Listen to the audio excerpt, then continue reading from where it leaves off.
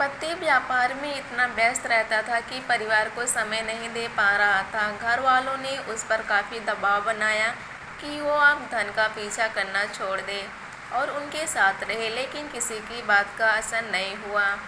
इसी नगर में एक व्यापारी रहता था। नगर में उसका काम बहुत कम चलता था। कई बार तो ऐसी स्थिति आ जाती कि दिन भर कोई सौदा नहीं बिकता। घर में उसे और पत्नी को भूखे रखने की नौबत तक आ जाती थी। समय गुजरता गया, लेकिन उसकी स्थिति नहीं सुधरी। तब उसे किसी मित्र ने सलाह दी कि अपने नगर के बजाय आसपास के नगर में जाकर व्यापार करो, शायद मुनाफा ज़्यादा होगा। व्यापारी को बात जम गई।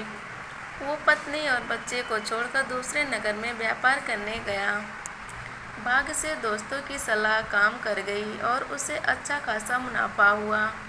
वो लंबे समय तक दूसरे शहर में रहकर व्यापार करने लगा। वहाँ उसे बहुत फ़ायदा हुआ।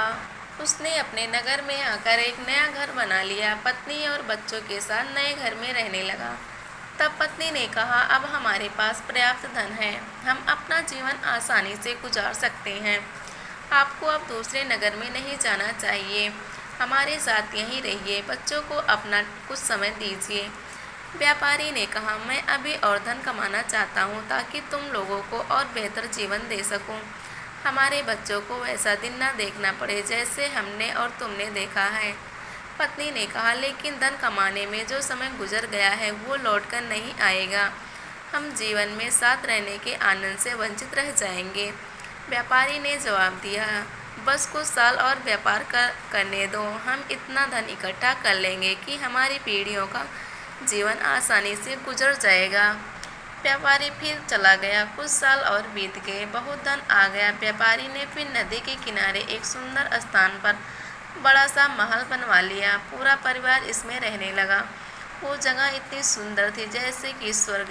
तब व्यापारी की बेटी ने उनसे कहा कि पिताजी, हमारा पूरा बचपन बीत गया, लेकिन हम आपके साथ नहीं रह पाए। अब तक हमारे पास इतना धन भी है कि 5-6 पीढ़ियों तक हमें कोई समस्या नहीं आ सकती। अब आप हमारे साथ रहिए। व्यापारी ने कहा, हाँ बेटी, अब मैं भी थकने लगा हूँ और कुछ समय तुम लोग के साथ बिताना चाहता हूँ। मैं कल सिर्फ 2 दिन के लिए नगर में जा रहा हूँ, कुछ पुराना बकाया धन वसूलना है। उसके बाद मैं यहीं आप लोग के साथ रहूँगा। व्यापारी का परिवार बहुत खुश हो गया। अगले दिन व्यापारी दूसरे नगर चला गया और उसी दिन भयानक बारिश शुरू हो गई। जिस नदी के किनारे व्यापारी ने अपना महल बनाया था, उसमें बाढ़ आ गई। महल सहित पूरा परिवार बाढ़ में बह गया। व्यापारी जब लौटा तब उसका सब कुछ उजड़ चुका था।